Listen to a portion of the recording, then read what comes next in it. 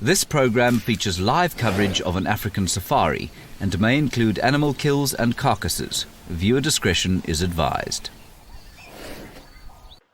The thundering herds of nature's greatest spectacle are floating across the wonderful grasslands here in the Masai Mara. This is CGTN's Wild Wonderland live show.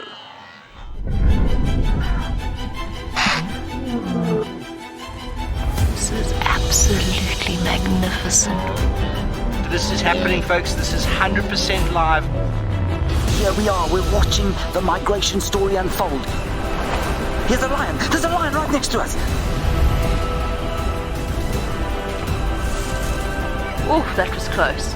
You can't possibly script something like this. Good morning, and what an epic start it is to our day here in the Serengeti. As you can see, we've got huge herds of wildebeest in accompaniment with some lions that are in the background just watching them. It's like the wildebeest all of a sudden have arrived back in this area. Now, it is a very warm welcome to this CGTN's live Wild Wonderland show. My name is Tristan, and on camera I have got David, and we are coming to you from three epic locations here in Serengeti in Tanzania. We're also in Masai Mara in Kenya, as well as Sabi Sand in South Africa. Now, it is an incredible thing to witness this many wildebeest all of a sudden arriving back and lions being here. But the more incredible thing is that you guys can communicate with us and ask us any questions that you have by using the hashtag CGTNWild or the hashtag Wild Wonderland on Twitter, and you can ask any questions that you would like to know about the African wilderness, and particularly the migration. But these lions have struck it lucky, because they must have been sleeping on these rocks, and these wildebeest have only arrived now. We spotted them from a long way away, and there is thousands and thousands and thousands of them that have walked towards the rocks where they're sitting, and it's almost like a bounty has arrived for them. And the migration actually is an amazing spectacle. It's incredible to see how at points you have nothing, and then all of a sudden the next day there's millions of them around. And so take a look at just how the migration works. The red oatgrass plains of the Mara Serengeti sway in anticipation. In February, around 400,000 wildebeest are born on the short grass of the Serengeti's southern plains. Just half an hour, the calves have found their feet, and one of nature's greatest journeys begins. From the southern plains, more than 1 million animals move northwest into the Serengeti's western corridor, massing on the banks of the Grumeti River. As the rut ends, the herds gallop north once more. Eventually, 2 million grazers arrive to feast on the abundance of the Masai Mara. It begins with the trickle of the zebra vanguard, enjoying the undisturbed long grass plains, making the first crossings of the turbulent Mara River. Many fall to the rapids and the crocodiles. And then comes the main body of the migration, the thundering herds of white-bearded gnu, bleating songs of chaos in search of green pasture. The herds know the danger, but the call for food is too great. All must take the plunge. Not all will make it. For those that do, hungry prides and clans patrol the banks. For survivors, rich red oatgrass is the reward. Before it's time to cross the river again, as nature's greatest herd follows the life-giving storms and verdant plains of the Mara Serengeti for nourishment.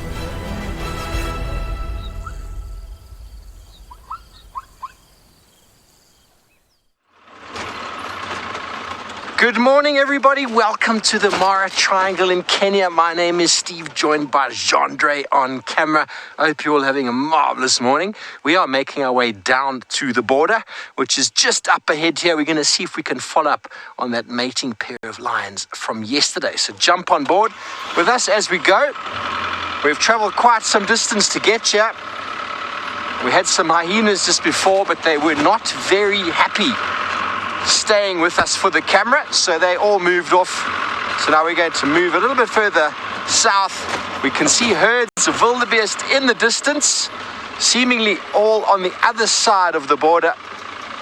See what we can find. Well, it seems like James is having a little bit more luck than us so far this morning, and I think he's caught up with the Salt Lake Pride. We've just managed to spot the Salt Lake Pride and a little sister killer flying in the background, and the Salt Lake Pride is watching this herd. My name is James Hendry. Enormous James remains on camera. There we go. Needs a new glove. And what we're going to do is go up towards those lions. I think they must have killed last night because they looked so interested in trying to catch a wildebeest yesterday evening, and so perhaps there's a kill over there. We've been searching around here since just as it got light, and now we've had some success. Now she's quite far away in some pretty rocky terrain, and so we're going to try and drive there and see if we don't get lucky. Remember to send through any questions or comments that you have to the hashtag CGTN Wild or hashtag Wild Wonderland on Twitter. It'd be lovely to hear from you. Any questions or comments you have about the animals or Africa, the migration, anything you want to ask. Gorgeous stuff. A few wildebeest lurking around here. And the way you try and find lions on a day like this, if you don't know where they are, is you search for the gaps in between the herds. So the plains are covered in these wildebeest, and in between them there are these gaps, and sometimes you'll find a predator in them. And the particular area where this lion is not quite grazed flat yet. In fact, it's hardly grazed at all, which means that they have only to lie down to disappear entirely.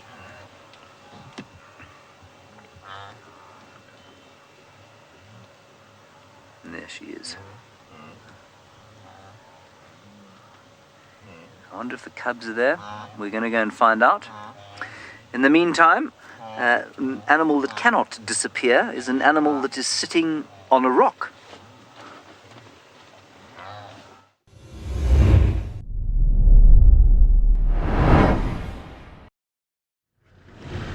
Well, James, don't be so certain, because animals on rocks also move, and so we're just trying to get ourselves into a little bit of a better position. They're actually on the rock just off on my sort of left hand or my right hand side if I'm facing the camera. We're just trying to find a way,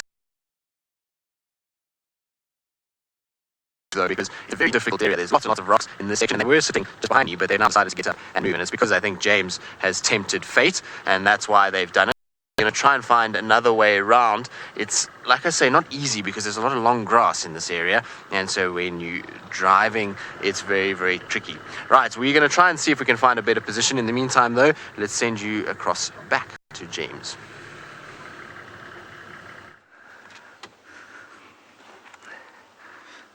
Sorry about that technical trouble there. We're going to carry on going. Tristan is going to find some signal, and he'll get you a beautiful view of those lions on the rock. We've got our wildebeest, and we're just going to drive now with you towards the lioness in front of us. I don't think we've done any driving with you in the last 10 shows. There hasn't been any necessity for it. So it just gives you an idea of what we do. And we're just going to slowly make our way through this grassland and up towards where the lioness is surveying the herds. She's got a nice angle with the sun, and if she wanted to hunt, this would be not a bad time if she was going to hunt during the day, because she'd have the wildebeest staring straight into the sun and they'd struggle to see her. So it'd be pretty good if she wanted to. And so what we need to also do is just look around in the grass, perhaps for the rest of the pride, because it could be close by. There's another lioness now, just popped her head out, I can see. I suspect quite strongly they ate last night, but we'll see when we get up there. If there's a carcass, or if their faces are full of blood, or if they are perhaps full. Oh, Janine, that's such a nice question, and it's one that I don't know a textbook answer to. But basically, lions, I think, have the instinct to hunt is separate from the instinct to eat. I think it's operated by a separate part of the brain. I don't know a huge about the neurobiology of a lion's brain, but I think the two instincts are different. It's the same as when a house cat, for example, will chase a ball of wool or a toy. They're not trying to eat it. They're chasing it because it's fun to chase and it's fun to play with, right? And I think that's what these lions are doing here. And I think that evolution has blessed the lion with the instinct to hunt and catch as I suppose it's just not the same as hunger. I suppose it's the same as for you and I. Many of the things that we do for pleasure don't necessarily have a benefit from the point of view of feeding us. But if you were to look at our ancient history, there would be some kind of benefit to that behavior that would eventually lead to us either mating or eating, two of the most important parts of any animal's life. So I think the instincts are separate, and I think the best example of how that happens, or the best example I can give you in another environment, would be a house cat chasing a ball of string. It's definitely not thinking it's going to eat that ball of string. So we're just going to cruise up here slowly. Oop, we're going to hit some rocks here, so we're going to be very careful and get down into the grass here. Righty, an animal that is unable to hide in the long grass is the world's biggest land mammal, with Steve.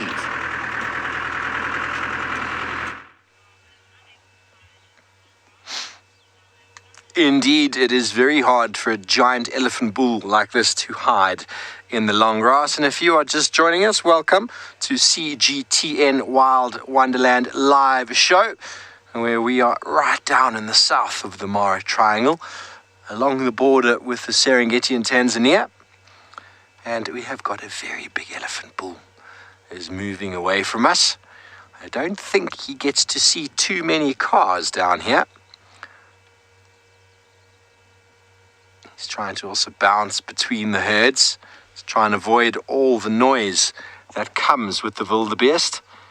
And the direction he's heading in, unfortunately, is where I have seen huge herds that Tristan was talking about, just on the other side of the border. Of course, an elephant bull like this doesn't need a passport. He just goes where he wants to go. And at the moment, he's heading straight for the Serengeti. Of course, the borders were put up by Europeans many years ago in a drawing room in Europe. Just drew the lines. And of course, the lines don't always correspond with how the animals like to move. Well, other animals that also don't need passports crossing this side to that side, David, is with a herd of buffalo.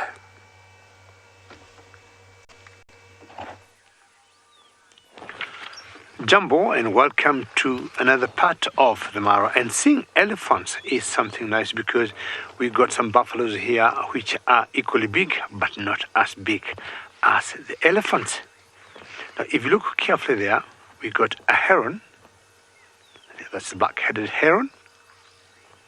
And heron, in general, you always see them in similar habitats, or in such habitats looking for something to eat. And she's perched up on a termite mound where she can see what she's looking at. Well, ladies and gentlemen, my name is David, and on camera with me is Bungay, and it's a warm welcome to another part of the Mara.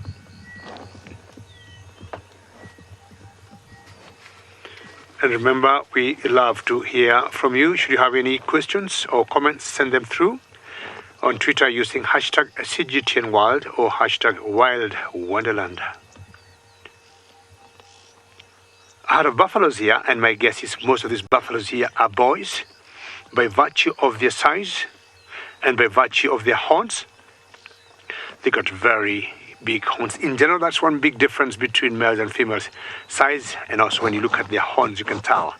And buffalo boys, or when you get the males on their own, they'll be in small groups, unlike the females and the males, and when they got the calves, forming a very huge group. Well, my plans are to look for some lion for you in this area that was seen yesterday. Hopefully, I'm going to see them. But in the meantime, I'll take you all the way to South Africa to my friend Jamie to say hello to all of you.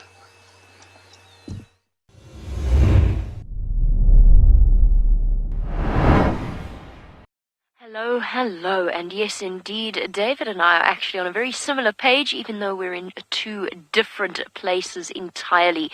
So I'm here in the Greater Kruger looking at a lion track, and Gigi's already mentioned just how massive those buffalo are. But first of all, a good morning, and my name is Jamie. Behind the camera is Craig. Now, this is a lion track. For 2 days, our lion prides have teased us. Buffalo back. Forwards and backwards and forwards. This track here, and I know it's difficult to see because the light is very grey, is a male lion track. It's roughly the size of my hand, and it is pointing in that direction. Now, we actually know where these lions are. They're on a buffalo kill. They finally managed to catch one not far from here. But the reason these tracks are important for me is because this pride has got a set of cubs. And this morning I saw a lioness walking in the direction of those cubs. Now, I think that she has gone to go and fetch the cubs and take them back to the kill. So we're waiting here to see when she comes across. So while we wait for her, Trish has been following up on those lions. Perhaps she'll have more news for you on the rest of the pride.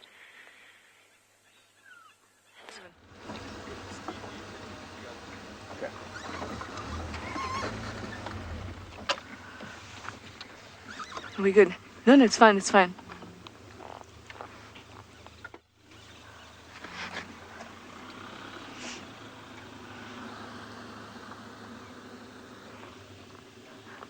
Hello everyone, look at this is amazing. We've just managed to catch up with our lionesses. We've got the Nkahuma pride and one of the Avoca males, and they're feeding on a buffalo. We knew this was going to happen. The whole week we've been seeing the lions, we've been seeing the buffaloes, and this is happening right now live. My name is Trishana with Seb on camera, and you are watching CGTN Wild Wonderland live show. It is awesome. We've been waiting for this. Look at them go. This is unbelievable. Now, they must have gotten this buffalo last night, and we knew that it was going to happen.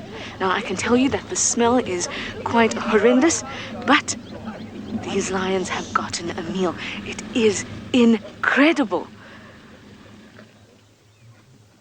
Now, we know that the Nkahumas used to be buffalo specialists. They haven't caught one in a while, but here they are showing us exactly why they are the specialists of these buffalo.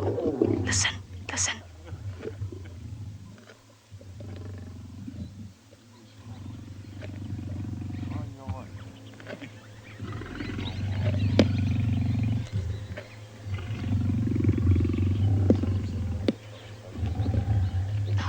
How muddy the underneath of that Avoca male is. It's actually not just mud, but it is all the liquids inside of that buffalo have gotten out there. It's a very messy situation. And you can see that the lionesses are feeding on one side and the male on the other side, because he will, simply from his size and his strength, chase them off and eat as much as he wants before he decides to let those females come through.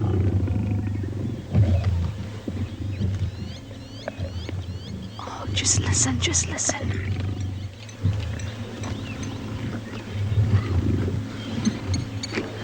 It is absolutely insane. You're all correct.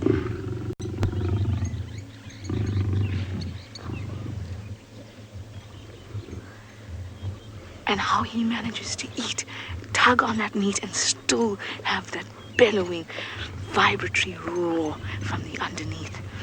I can feel it move through me in this vibration. Oh, here's the other two. Here's the other two. There they are. This is so special. We often just see two of the Avocas, but we've got all three here. We've got the mohawked male, the dark-maned male, and the blonde male. Absolutely insane. And this is what having a big buffalo kill brings.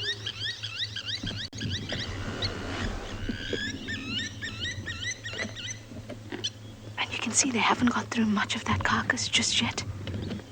So they'll be feasting here for a while.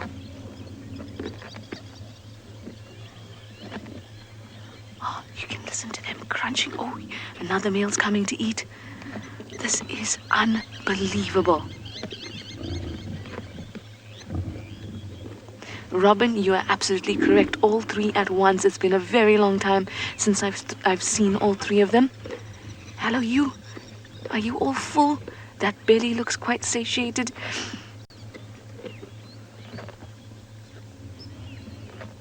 Unbelievable. Now, this is a very, very busy sighting. As you can imagine, everybody wants to have a go at this, have a look at this amazing sighting going on. So soon we will have to leave them. But I am so, so glad that we got to see this, and of course that you got to meet all three of the Avoca boys. In fact, let's learn more about them. The Birmingham Coalition, former rulers of Juma, have moved south. Into the void have stepped the three Avoca males, now approximately 4 years old. Males normally have to fight for territory, but these millennial fellows arrived to find this prime lion real estate unoccupied. At first, the Nkuhumas kept their distance, fearing for their youngest members. Relations have thawed slowly, but the male remains a threat, especially where meat is involved. Amber Eyes was the first lioness to extend an olive branch through mating. The Avocas have assumed a territory and mating rights without so much as a scratch from the departing Birmingham boys. They certainly seem to be very comfortable in their new home. Well, it's a little bit of a damp squib here, but nevertheless there is one of the Salt Lick Pride lionesses. There's another one in the grass beyond. We're not going to spend too long here. We're just going to sit with her for a little while and try and discern whether or not she's eaten. Now, I'm looking at her belly, and it doesn't look very full, so perhaps they had a small snack last night. There is an evil smell in the air, and that is because she has definitely had her morning toilet around here sometime in the fairly recent past. And you can see that the two of them have been lying in various spots around this area probably for the last few hours. But I don't think the cubs are here. And so we'll carry on looking for the little ones during the course of the morning. But definitely nice to catch up with the Salt Lick lioness, and amazing just to watch how quickly they disappear in the grass. And one of the very interesting things about that is that a human being evolved very much in these plains, and one of the reasons that we stand upright is that you can imagine walking through here as a quadruped, as somebody or some creature that walks on 4 legs. It's very difficult to see what is over the grass, and walking through here, if you're upright, gives you a much better chance of spotting a predator. And that's one of the reasons we think that we walk upright, perhaps, maybe. A nice question there about whether or not a lioness is able to take down a wildebeest on her own. The answer is absolutely yes. A wildebeest bull, this is from Rainbow D, a wildebeest bull probably weighs in the region of about, what are we looking at, James? The wildebeest, they're all over there. It weighs in the region of 250 kilograms or so. A lioness weighs in the region of 100 to 120 kilograms, and that is, she's strong enough to take down a wildebeest bull on her own. She'll take down a 300 kilogram zebra on her own as well. They're immensely powerful, and so yes, absolutely. And what's quite interesting is that lionesses who live on their own sometimes eat as much, in fact almost always eat as much as lions living in prides of 3 or fewer. So once they get bigger than that, say 4 or 5 lionesses, well then they probably eat about the same as a single lioness living on her own. So she doesn't live in a pride in order to eat enough. We think that lions live in a pride largely to keep their babies safe. She's just rolled over, James. Let's have a quick look at her belly. We'll be able to see now exactly which lioness this is, if she's one of the mothers or if she's eaten. Except her leg's in the way. Let's just give her a chance. Yeah, no, she's eaten something. She's definitely not one of the mothers. She's obviously not lactating. And she has got a fairly rotund belly. She might just call her friend now. Oh, she's very tired after a long night of hunting.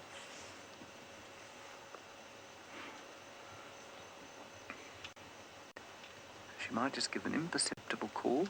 There she goes. She's going to go and see if she can find her mate. And watch how quickly she disappears now into the grass.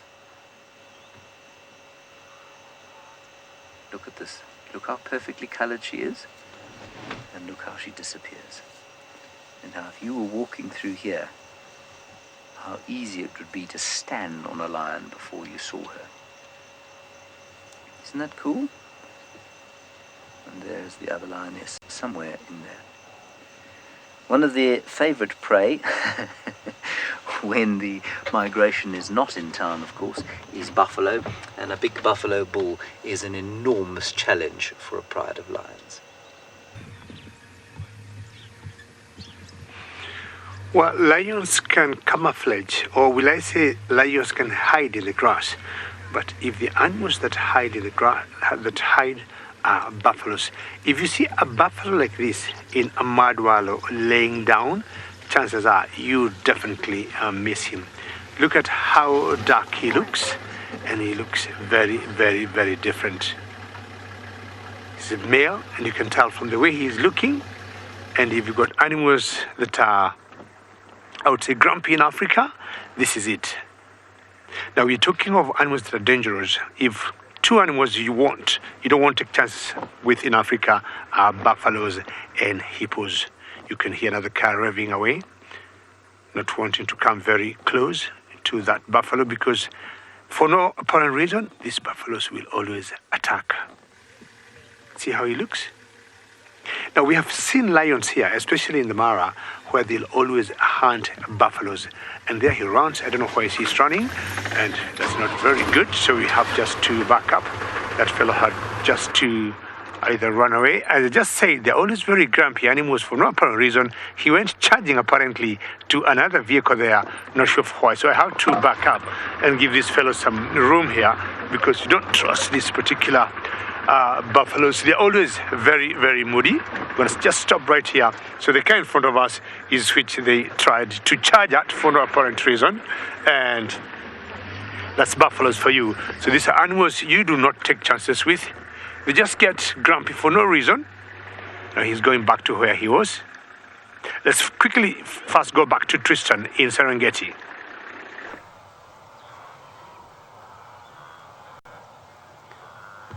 Well, there's just been a lover's spat that has broken out between these lions. So hunting is not on their mind, but the male is standing over the female on the left-hand side, which he's been following around and probably has been mating with. It's the same couples that we've been seeing over the last few days. And the female on the right came to join them, and the male took very big exception to it. And a bit of a scuffle broke out, and claws and paws and growling and hissing was the sort of name of the game. It seems as though they've kind of settled a bit now.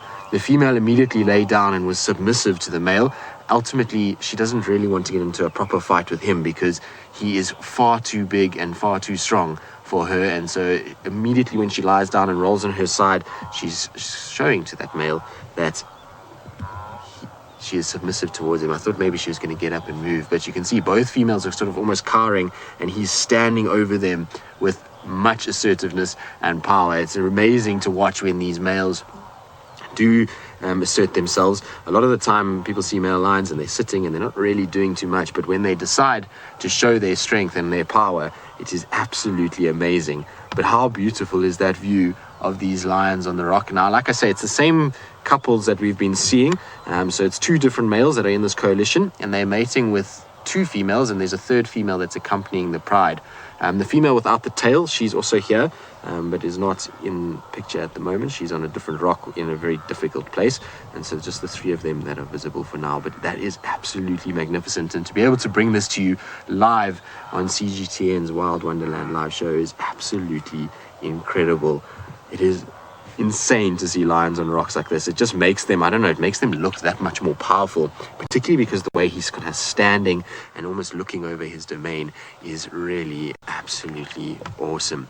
Now, I believe a lot of you are talking about how beautiful these lions are. Well, generally in East Africa, most lions are beautiful, and particularly around the migration period. There's so much food around for them that they feed super well, and that means that they always look as though they're in good condition.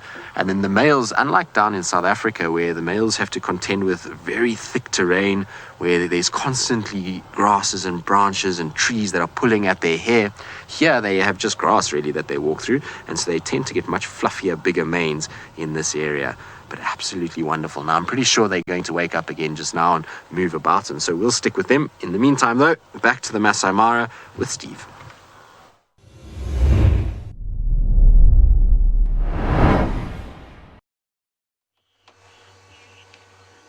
Thanks, Tristan. Indeed, lions do get to eat quite regularly up here, and this time of year they make the most of it. Look who we found.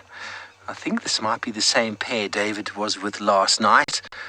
It's about 400 meters away from where he dropped a location pin, and there's one very young, confused wildebeest that I don't think quite knows what it's doing. But one thing you must bear in mind, folks, is that when lions are in a mating sort of situation, they forget to eat.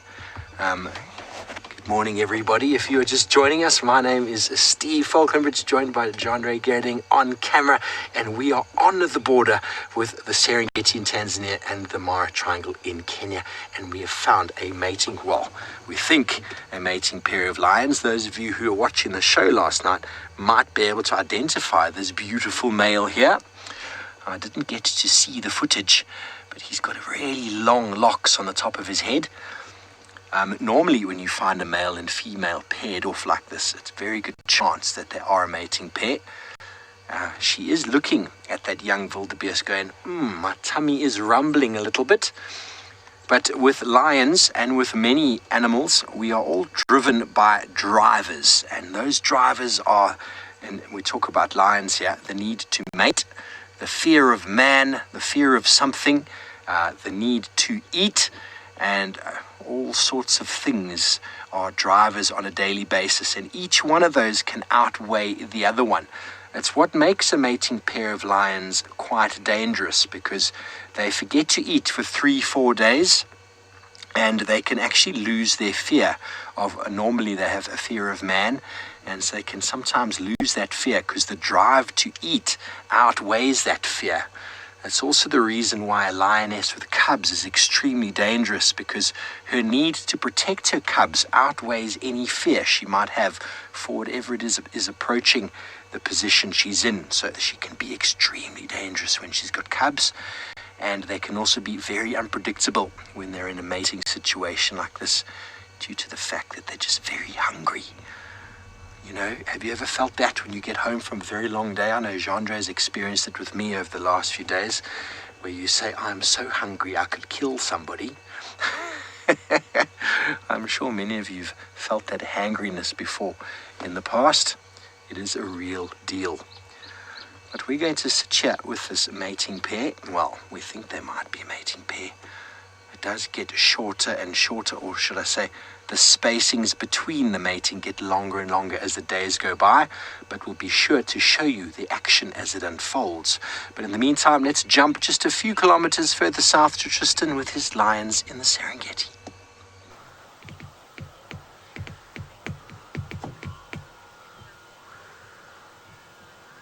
Well, as you can see, our lions are posing as epically as we could ever allow. I mean, they are up on the rocks. There's beautiful blue sky in the background. This is the lioness that got a little bit of sort of talking to by the male, and so she's now positioned herself slightly further away from him. He and the other female are behind a little bit of that rock and kind of just sitting there and taking it a little bit easy, and I think enjoying some sunshine, to be honest. For those of you that have just joined us, my name is Tristan, and it is a very big welcome to the Serengeti National Park. You can hear in the background probably that there's lots of wildebeest around, and these lions are kind of just watching the wildebeest for now. But at the moment, there's more important things on their mind than hunting.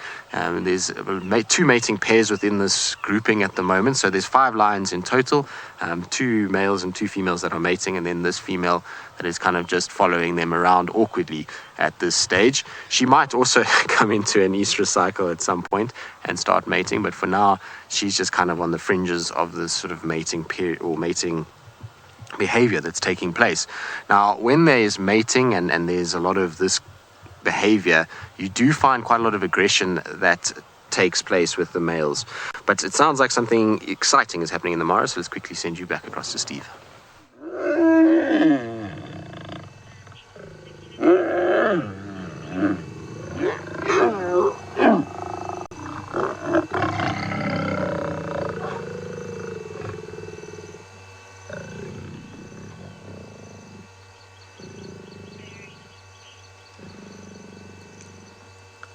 Just in time. Isn't he gorgeous? That is by far the longest lion copulation I've ever seen. We asked for the link and they'd already started mating, and they were still busy when you came to us, which is quite surprising. So let's time it. I'm going to time it now. It's 8:05. Normally the shorter intervals goes to show how early on in the mating they are. The first day or so it's 7 to 8 minutes. Then by day 3 it starts becoming 18 to 25 minutes. Obviously it is also lion dependent.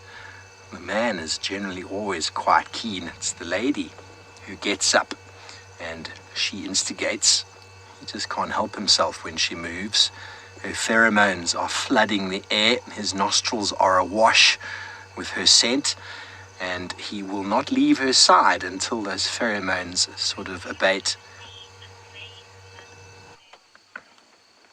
Hello, Lauren. I've never seen a maneless male lion. I have seen photographs, but I've never seen one in the wild. I do know that they did occur up in where was it? It was Amboseli, or one of those parks somewhere in Kenya. The documentary or the movie called The Ghost and the Darkness was actually a documentary about 2 maneless lions, although that movie shows maned lions. I don't know why they did it that way, but apparently they were maneless lions who behaved very strangely many, many years ago when they were building the railroads through that reserve. But I've never seen one. I'm sure one day I might get the opportunity. But this guy has got probably one of the most impressive manes that I've seen. Well, it's very interesting. She's gotten up already and moved. He hasn't followed her. I think he knows that the interval's way too short. It's only been 1 minute. She's probably going to go and have a little bit of a drink. Well, lions are very interesting creatures. The males will compete. The females compete with themselves. And, well, we need to learn lots about that.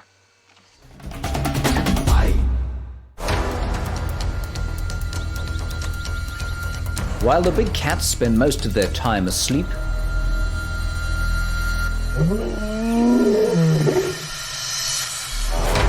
their waking hours are often filled with a violent conflict for mates, food, and territory.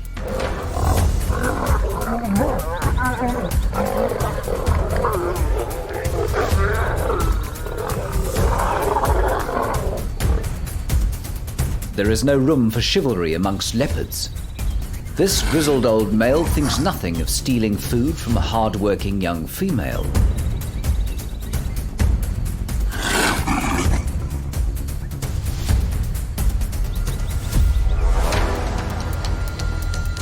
The stability of a cheetah coalition's territory is often shattered by a fight for dominance.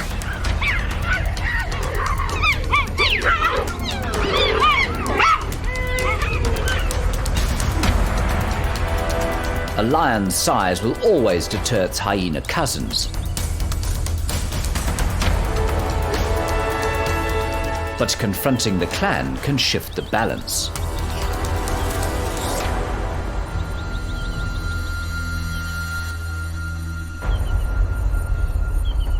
But safety is not always found in numbers.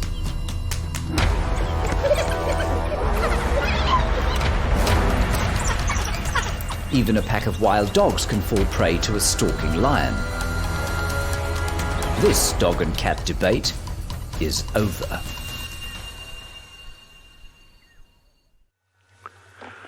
Welcome live, and there's nothing as interesting as seeing the dynamics of lions. In general, the male coalitions are the ones that usually have conflicts, but once in a while, you'll get also prides, and I'm talking about the females also having issues amongst themselves. Now, we got a beautiful bird here, and this bird is called a hammerkop. For those of you who are joining us now, my name is David, and on camera is Bungay. Now, this bird here, the hammerkop, what she is doing, she is feeding on this little stream here, and they're always very patient birds, waiting for their prey. Remember, we are watching CGTN Wild Wonderland show, and you're coming to you live and currently from one corner of the Masai Mara. There's some of the birds that build some of the largest enormous nests you'd think of in the world, as much as she looks small. And the main diet are invertebrates. I'm talking of fish and the frog and the worms she might get there. Sometimes they feed on insects. So she's just waiting to see any movement in the water there, and she go right in. Look at her head and take the shape of a hammer. That's why we call her a hammerkop. And in general, they feed during the day, and they feed solitary. Very unusual to see them 2 or 3. You'll get one at a time. So any invertebrates in that water is what she'll be waiting for. Not very vocal, but at night you hear them like when they are flying out from one place going to roost. Well, I'm sure she is going to let me pass because this is the middle of the road, and once I go, I'll be looking for something else. In the meantime, we'll take you to Tristan, who still got his lions.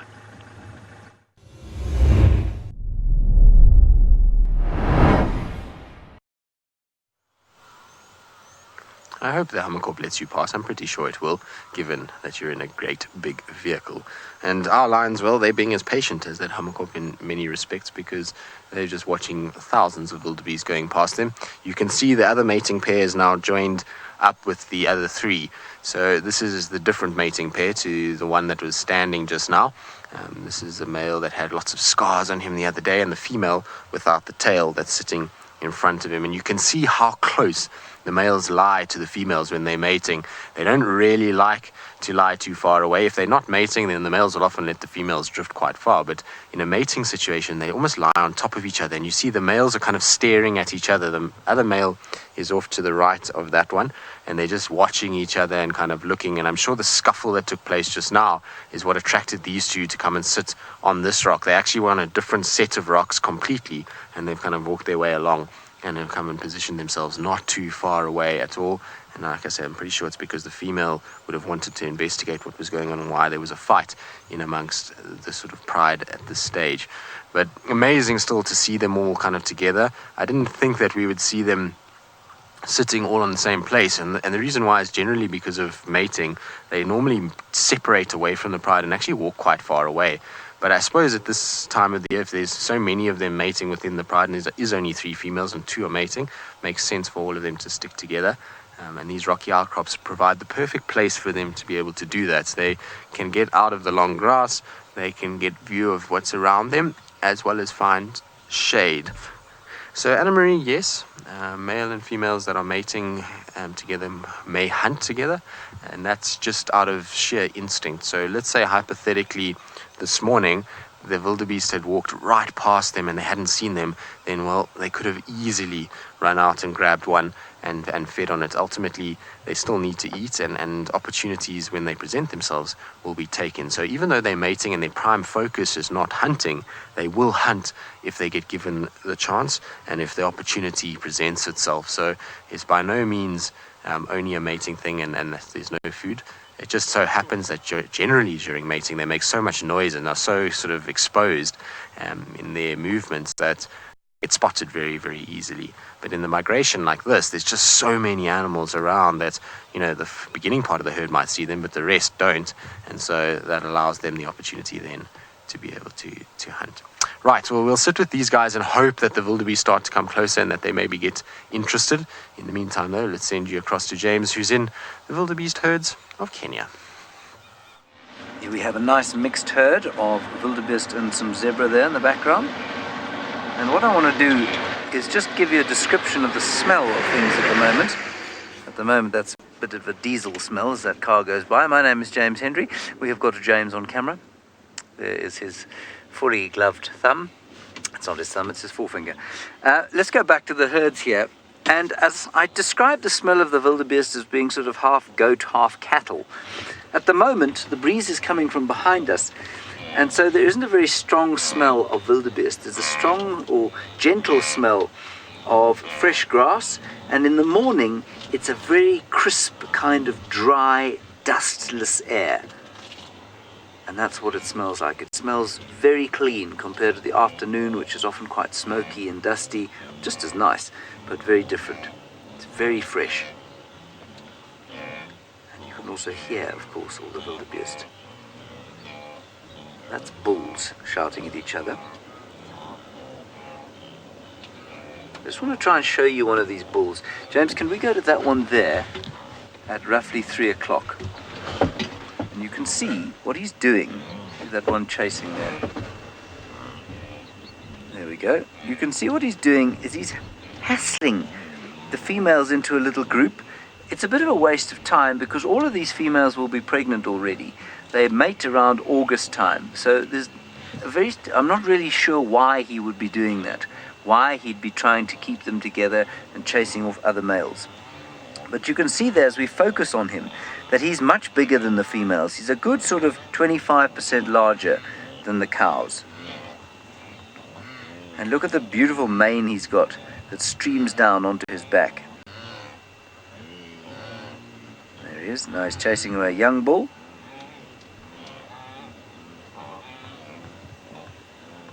And they're very busy. They're doing this all day long. That canoeing noise is largely these guys. Isn't that cool?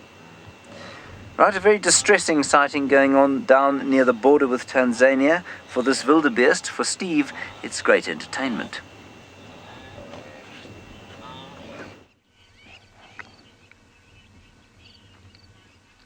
Thanks, James. Well, we don't see too many wildebeest around apart from that one little youngster. But this pair moved. She got up, as you saw when we linked away, and she moved good 50, 60 meters. He followed very close behind. It has been now almost 12 minutes. And he chased her through the little drainage, and she actually turned around and gave him a bop on the nose quite aggressively. Lions always seem to be very aggressive. You need to be very powerful and fierce to be a lion, to survive in the lion world. And what we think is aggression to them is just basically the way it is. You have to be strong and you have to be fierce to be a lion, and the fiercest and strongest of them all are the ones that get the right to breed and the right to send their lineage forward. And that goes for both females and males.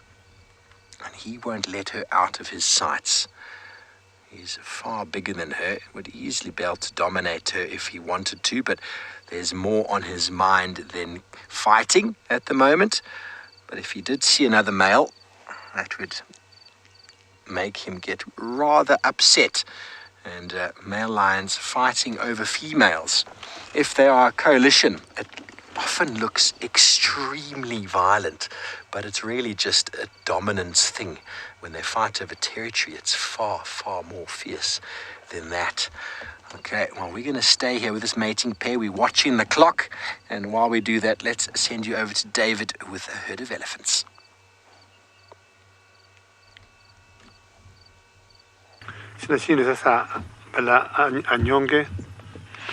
Well, got some elephants here. And talking of dominancy, looking at the elephant's kingdom, the females here, just like in the hyenas, normally pull the shots.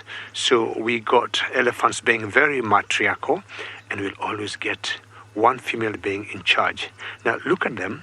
They seem all to be walking in a line, and maybe that's why we call them a parade of elephants. When you look at the collective nouns of animals in Africa, for the elephants we always say a parade of elephants. Christine, that's a very good question, and you're wondering whether elephants do cross the river. Christine, 100%. Elephants cross the river, and I tell you, they cross the river at will. Unlike wildebeest, when they'll always come and pause and look at the dangers and, of course, calculate and judge how steep the banks are, elephants will know exactly where to cross from, and they come straight through to the other end. And I'll tell you, Christine, unlike wildebeests, elephants, as much as they look big, they weigh a lot more than wildebeest. They're very good swimmers in the water. Now, this parade is being led by two boys, two youngsters, and I would guess the matriarch could be the one at the back there, maybe pulling shots and telling them exactly where to go. There's a very young calf there, and they're all being hidden by the red oat grass, which ideally they do not feed on. They tend to look for the shorter grass, which is more nutritious, got more vitamins, got more minerals, and more so for a lactating cow. How wonderful is this? They're not flapping their ears as much because it's not as cold. And we all know they use their ears to regulate the body temperatures or to cool off. So the one in front there is a boy to me. And if you look between his legs, you can tell she's just trying to take the mantle to lead the herd, as much as all instructions and commands are given by the matriarch. It's a very typical size of a herd of elephants, which always range anything from 8 to 15. Very, very nice, and have perfect light. I'll spend a few more minutes here with these elephants, seeing whether they'll come pretty close to the car. But in the meantime, let's go to some lions on top of the rock with Tristan.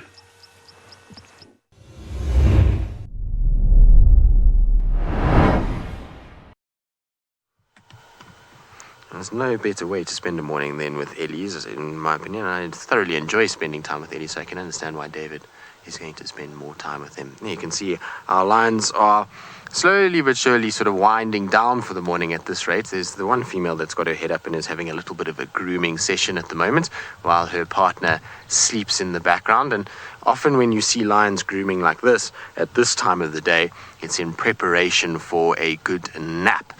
They like to be able to clean themselves after they've walked around a bit, and this female and male, when we first found them, actually crossed over two different rocky outcrops to get to this one, and so she'll just be grooming herself, making sure she gets off any grass or anything like that. Now, is he going to mate with her? I think he's noticed that she's awake. Oh, look at that, he's going to come in and sniff where she's been. Now, often when they sniff like that, it's maybe because she's urinated in that area, and that's where he can pick up whether she's receptive for mating. We obviously know that they have been mating over the course of the last few days, but he's just making 100% sure. You might see him do a phlegm and grimace after he's been sniffing there. I'm sure this female is not exactly enjoying his head right up against her. There you go, you can see she's now moving again, and you can see he's kind of going to follow her. Wherever she goes, he'll follow very, very quickly and make sure that he walks between her and the other male and make sure that he kind of keeps her to himself.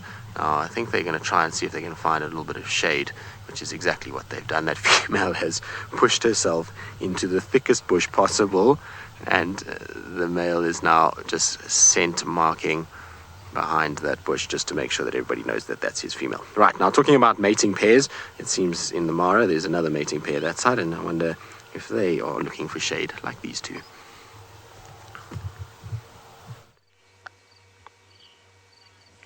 Thanks, Tristan. Well, I think our male is sulking a little bit after this young lady disciplined him when he followed a bit too close. His head is down. He's catching some rest. It's been 17 minutes since their last little affair. But it's not often you see a female move after they've mated. Normally they sit and they just lie where they are. And they don't normally move within the 3-4 days of mating. They don't normally move more than a few hundred meters from where they start their little love affair. But he will often put his head down like that to rest, and then as soon as she moves, he's up behind her, following very closely. So we might get another go before the end of the show, but the time is definitely pushing. Okay, well, while we sit here and wait to see if our lovely couple has the energy to continue their love affair, let's go over to James with some of the cleanup crew.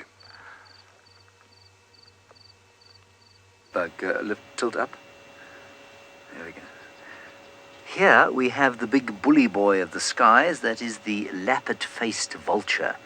And you can see many vultures have been sitting in this tree on account of the fact that you can see it's covered in their dung. Now, I have always wondered to myself what one has to have done in a previous life to be born something other than a lappet-faced vulture, or what you have to do to be born a lappet-faced vulture, because nothing is able to dominate a lappet-faced vulture, and if you happen to be born a hooded vulture, everything dominates you. And so I suppose if you happen to find yourself at a wildebeest carcass as a hooded vulture, you must wonder to yourself what you did wrong, and as a lappet-faced, what you perhaps did right. Enormous bird. It weighs in the region of 9 kilograms, which for a flying bird is very heavy, and it has a wingspan of more than 2 meters, which I think is very impressive indeed. So, from one of the biggest flying birds in the world, we're going to go across to David, who is one of the tallest men in all the Masai Mara.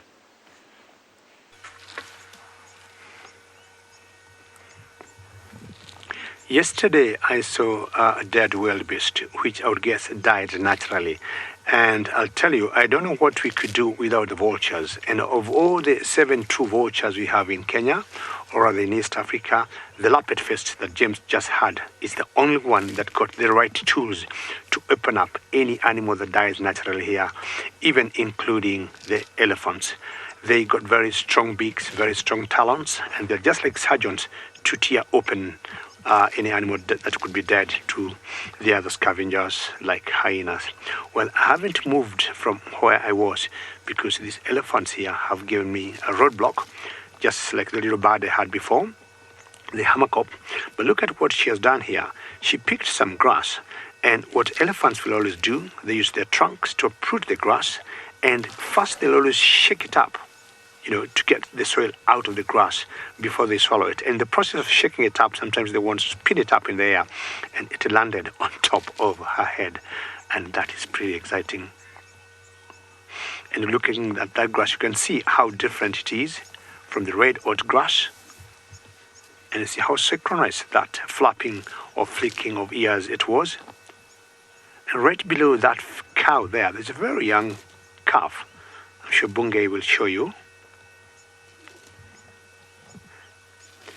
And of all the animals of Africa, elephants are my favorite animals.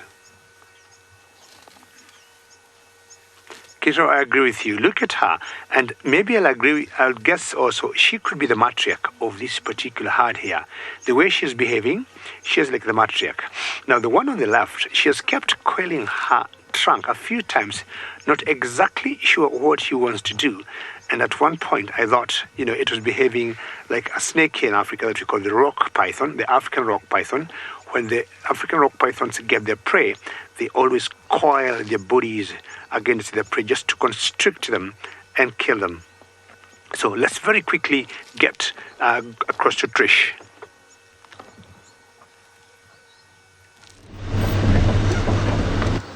Trish is very, very excited because we have our little cubbies here. Let's have a quick look before they run off.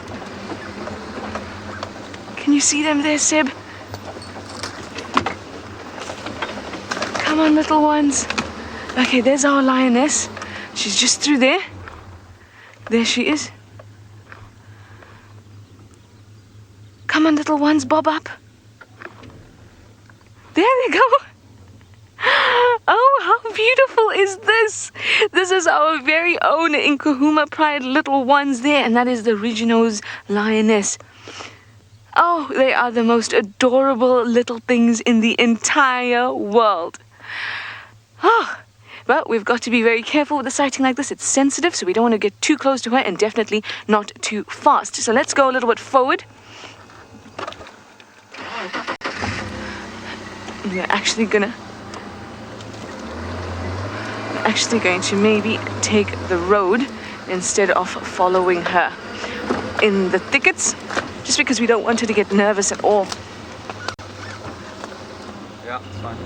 Thank you. There you get to see the perils of bush driving right there. Oh, I am so glad we've caught up with them, because that means this afternoon they may very well be on our property, and that would just be awesome for this afternoon's show. There they go. But thank you for all your questions and your comments, and we will see you this afternoon at 4 p.m. Central African Time. Bye for now.